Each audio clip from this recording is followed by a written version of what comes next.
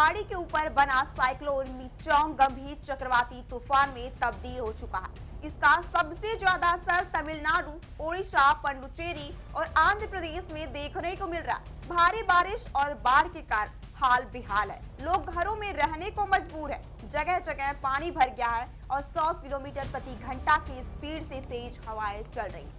तमिलनाडु की राजधानी चेन्नई में बारिश की वजह से अब तक कुल 8 लोगों की मौत भी हो चुकी है। मंगलवार यानी कि आज मिचोंग की आंध्र प्रदेश से टकराने की संभावना जताई जा रही है। भारतीय मौसम विभाग IMD ने भविष्यवाणी की है कि मिचोंग के कारण इन इलाकों में अगले 2 से 3 दिन में जोरदार बारिश हो सकती है।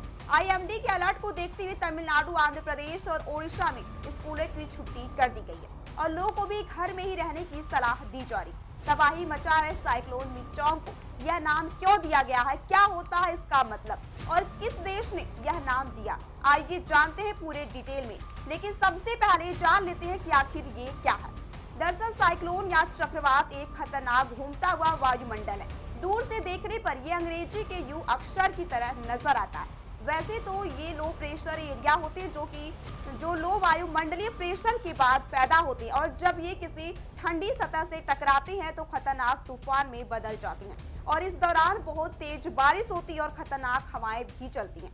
आपको बता दें कि तमिलनाडु और आंध्र प्रदेश के अलावा ओडिशा के भी मिचोंग की चपेट में आने की संभावना है, इसीलिए इसे भी अलर्ट मोड में रखा गया है।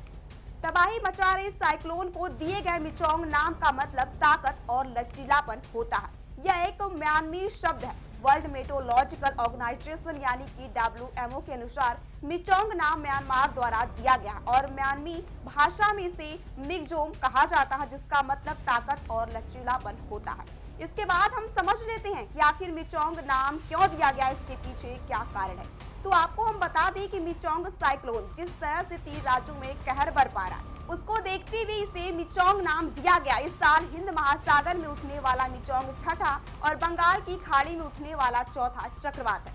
आपको जानकारी के लिए बता दें कि IMD ने 3 दिसंबर को दक्षिण पश्चिम बंगाल की खाड़ी में चक्रवात की भविष्यवाणी की थी। इसके अगले दिन तूफान के तमिलनाडु तट पर पहुंचने की भविष्यवाणी भी की गई थी और चक्रवात ने तमिलनाडु तट को प्रभावित किया।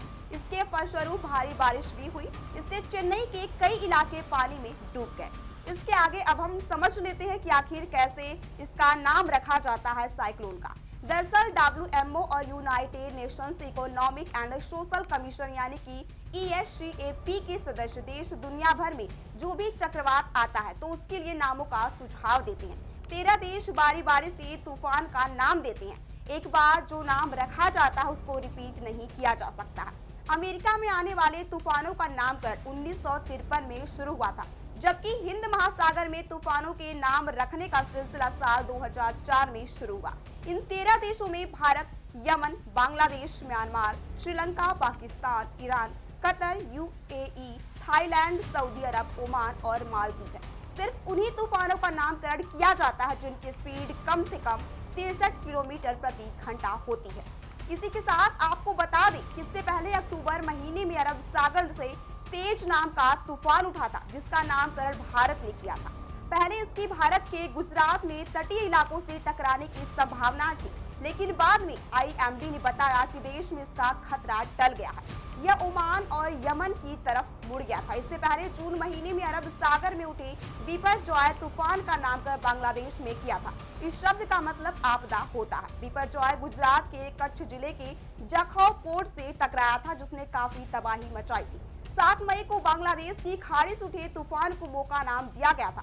मोका भारत के तटीय इलाकों की ओर बढ़ रहा था, जो कि बाद में म्यांमार से टकरा गया।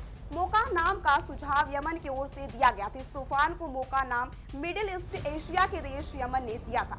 मोका यमन का एक शहर है जिसे मोखा भी कहते हैं। ये शहर अपने कॉफी व्यापार के लिए जाना जाता है। इसी के नाम पर मोका कॉफी का भी नाम पड़ा।